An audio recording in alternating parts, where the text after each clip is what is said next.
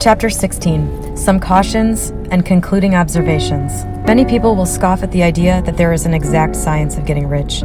Holding the impression that the supply of wealth is limited, they will insist that social and government institutions must be changed before even any considerable number of people can acquire a competence. But this is not true. It is true that existing governments keep the masses in poverty, but this is because the masses do not think and act in the certain way. If the masses begin to move forward as suggested in this book, neither governments nor industrial systems can check them. All systems must be modified to accommodate the forward movement. If the people have the advancing mind, have the faith that they can become rich, and move forward with the fixed purpose to become rich, nothing can possibly keep them in poverty.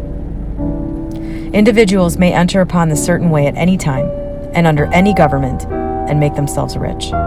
And when any considerable number of individuals do so under any government, they will cause the system to be so modified as to open the way for others. The more men who get rich on the competitive plane, the worse for others. The more who get rich on the creative plane, the better for others.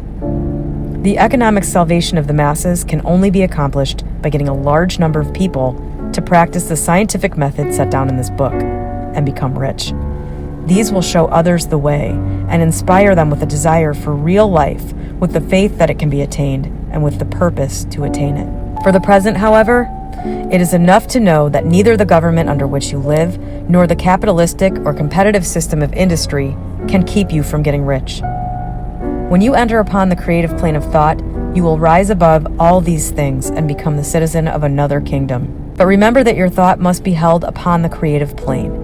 You are never for an instant to be betrayed into regarding the supply as limited, or into acting on the moral level of competition. Whenever you do fall into old ways of thought, correct yourself instantly, for when you are in the competitive mind, you have lost the cooperation of the mind of the whole. Do not spend any time in planning as to how you will meet possible emergencies in the future, except as the necessary policies may affect your actions today. You are concerned with doing today's work in a perfectly successful manner, and not with emergencies which may arise tomorrow. You can attend to them as they come. Do not concern yourself with questions as to how you shall surmount obstacles which may loom upon your business horizon, unless you can see plainly that your course must be altered today in order to avoid them. No matter how tremendous an obstruction may appear at a distance, you will find that if you go on in the certain way, it will disappear as you approach it, or that a way over, through, or around it will appear. No possible combination of circumstances can defeat a man or woman who is proceeding to get rich along strictly scientific lines. No man or woman who obeys the law can fail to get rich, any more than one can multiply 2 by 2 and fail to get 4. Give no anxious thought to possible disasters, obstacles, panics, or unfavorable combinations of circumstances. It is time enough to meet such things when they present themselves before you in the immediate present, and you will find that every difficulty carries with it the wherewithal for its overcoming. Guard your speech. Never speak of yourself, your affairs, or of anything else in a discouraged or discouraging way.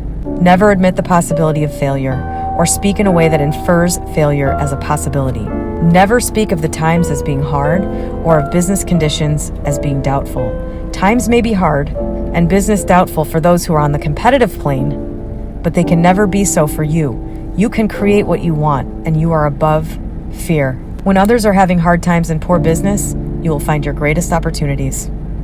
Train yourself to think of and look upon the world as something which is becoming, which is growing, and to regard seeming evil as being only that which is undeveloped. Always speak in terms of advancement. To do otherwise is to deny your faith, and to deny your faith is to lose it. Never allow yourself to feel disappointed. You may expect to have a certain thing at a certain time, and not get it at that time, and this will appear to you like a failure. But if you hold on to your faith, you will find that the failure is only apparent. Go on in the certain way, and if you do not receive that thing, you will receive something so much better that you will see that the seeming failure was really a great success. A student of this science had set his mind on making a certain business combination, which seemed to him at the time to be very desirable, and he worked for some weeks to bring it about. When the crucial time came, The thing failed in a perfectly inexplicable way. It was as if some unseen influence had been working secretly against him. He was not disappointed. On the contrary, he thanked God that his desire had been overruled and went steadily on with a grateful mind. In a few weeks, an opportunity so much better came his way that he would not have made the first deal on any account. And he saw that a mind which knew more than he knew had prevented him from losing the greater good by entangling himself with the lesser. That is the way every seeming failure will work out for you if you keep your faith, hold to your purpose, have gratitude, and do every day all that can be done that day, doing each separate act in a successful manner. When you make a failure, it is because you have not asked for enough. Keep on, and a larger thing than you were seeking will certainly come to you. Remember this. You will not fail because you lack the necessary talent to do what you wish to do. If you go on as I have directed, you will develop all the talent that is necessary to the doing of your work.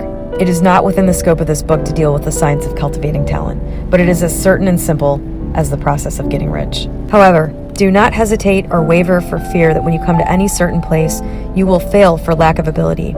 Keep right on. When you come to that place, the ability will be furnished to you.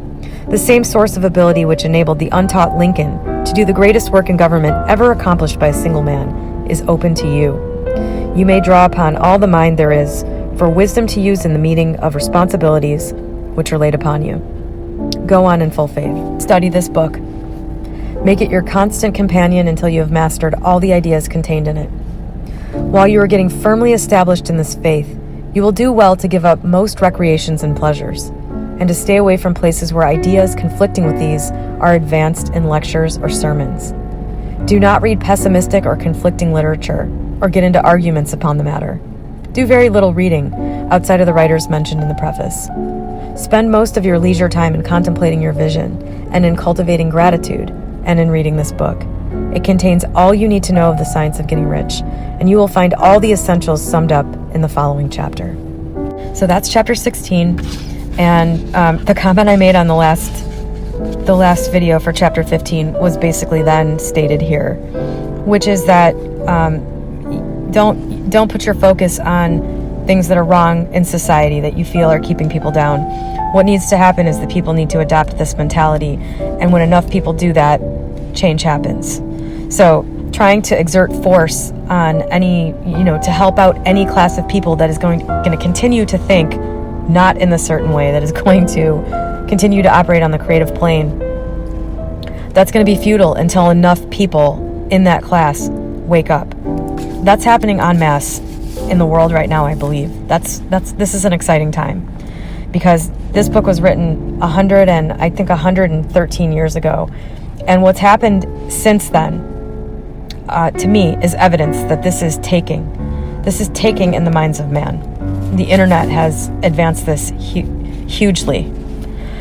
He says, remember that your thought must be held upon the creative plane. You are never for an instant to be betrayed into regarding the supply as limited, or into acting on the moral level of competition.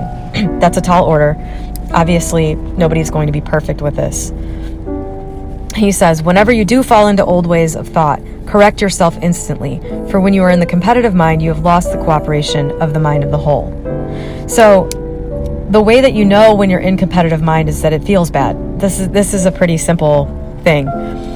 When you're in the state where all things are possible, that's a very positive feeling. When you're in creative mind where time isn't a constraint on you, the supply isn't limited, you're going to get what you want, that's an amazing feeling.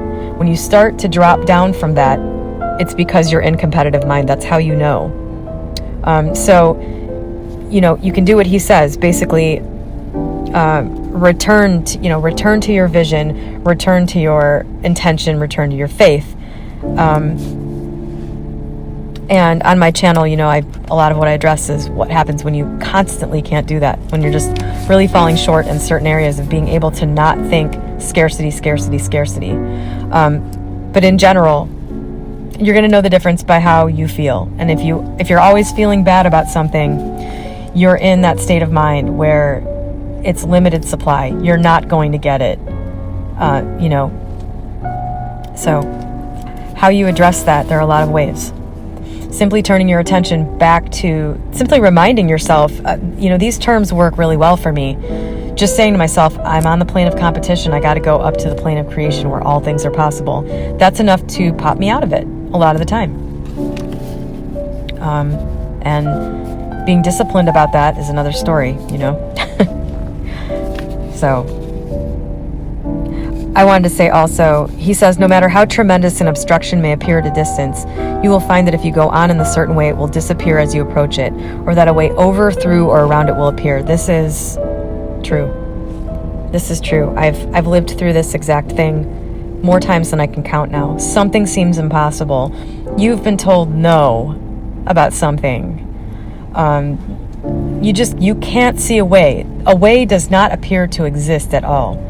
Somehow a magic person shows up. A person shows up who changes it. Something that you never thought of shows up. Some crazy outside world event happens that changes something related. It's absolutely mind-blowing how the problems that you see in your way between you and the thing you want disappear. The idea that you need just comes into your head. It's just there. You're just sitting there, and all of a sudden you think the thoughts that solve the problem. And it didn't come from any kind of toil or excessive figuring out of anything. It's just there. It's pretty crazy the way this works. He said, when others are having hard times and poor business, you will find your greatest opportunities. My current business was built during the aftermath of the recession of 2008. Things really hit the floor. That is right when I started my business, and it took off. I mean, it's, I don't know if that's because I read this line when I was 24 and I believed it, but my business is recession-proof, and it's done great during good times too. So when you take on this mentality, you just, and I don't know if it's because I'm, another part of my business, my personal business, is that it's selling a product that fits right in line with this entire book. It's something that I feel gives increase of life to everybody who gets it. It's something that I feel gives people more in use value than they give me in cash value. And I don't know if that's why it does well during a recession. I don't know if that's why it did great during COVID, but when you adopt the entire mentality, you don't just cherry pick what you like. When there's a way. You don't have to, like Neville Goddard was saying in his lecture that I read on an earlier chapter, the tarnished state is there and the untarnished state is there. They're all there. Everything's available to you. You just have to be very discriminating about what you're willing to engage in, how you're willing to act, what you're willing to do. Is it in the competitive plane? It's there. The thing you need is there. You just need to be able to say it. And that actually brings me perfectly to, he says, it's not within the scope of this book to deal with the science of cultivating talent, but it is as certain and simple as the process of getting rich. It's the same with anything. Cultivating talent, anything you want. It's as certain and simple as the process of getting rich. You decide what it is you want, you intend to have it, and you know that you will. So if you need to figure out what product it is that you want to sell, if you need to figure out what insight it is that you need to have, if you need to figure out what it is that you're not seeing that's blocking you from getting what you want, that's defined. I need the insight. I'm missing an insight here. I'm stuck. I need the insight. I want it. It's done. This process is the same for anything you want in life. Anything. And it works every time. It has never failed me once, ever. And I've also definitely experienced what he said here about never allowing yourself to feel disappointed. Of course, you're going to feel disappointed. The object is to come out of that as quickly as possible. Human emotions, human reactions, they do change and get better as you live more and experience more, and this becomes more you. But you still experience disappointment. You still experience doubts and things like that. The idea is notice it, stop it, and turn it around back to the mentality that you need to be in. He talks about the student of this science set his mind on making a certain business, blah, blah. He worked to make it happen. It didn't happen. It just failed. It was like the universe was conspiring against him. But he continued on anyway, and something bigger and better he couldn't have imagined shows up, to the point where he said, God, thank God I didn't get that first thing I wanted. This is a phenomenon everybody has experienced. And this is one of the big downsides of the current manifestation community that has sprung up on YouTube, Reddit, Facebook, everywhere, is that it's promoting the exact opposite idea of this. It's promoting the idea that if you decide you want a specific thing and you don't get it, you failed. It's the exact opposite of how you need to look at it, literally. That idea is going to cause you to fail at everything, because you're going to think you did something wrong, you're going to go back and try to fix it, or you're just going to give up on everything. You're going to say, well, I can't do it. I decided I wanted a specific thing and it didn't happen. So therefore, manifestation is fake. I don't have the ability. It is the exact opposite. That is the crucial point. When you don't get the specific thing you want, that is the crucial point. That's where you're at a fork in the road. And depending on which way you go, you're either going to just totally fail or you're going to succeed wildly. There's almost no middle ground there.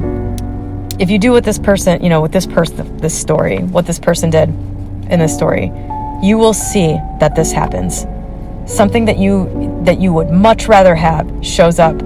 And, somebody said, I was talking about this on a video, somebody commented, rejection is God's protection. That's a really good thing. That's a really good way to look at it. If you don't get the thing you want, you really have to step aside and just recognize that you are not the one orchestrating all of this. You're not. You're just a drop in the ocean, and the ocean is what is orchestrating everything. You got to have faith. You have to hold to your vision, and just keep your mind open. I don't see any other way to be. There's nobody out there that is deciding they want a very specific thing and getting it every single time. It just doesn't happen that way. There's no one doing that, literally. And often when you have a specific desire for a specific thing, you do end up getting that. So it's not bad to have a specific desire for something. It is bad to look at it as a failure if it doesn't materialize in the way or in the time that you decided it was going to. They will live to understand that.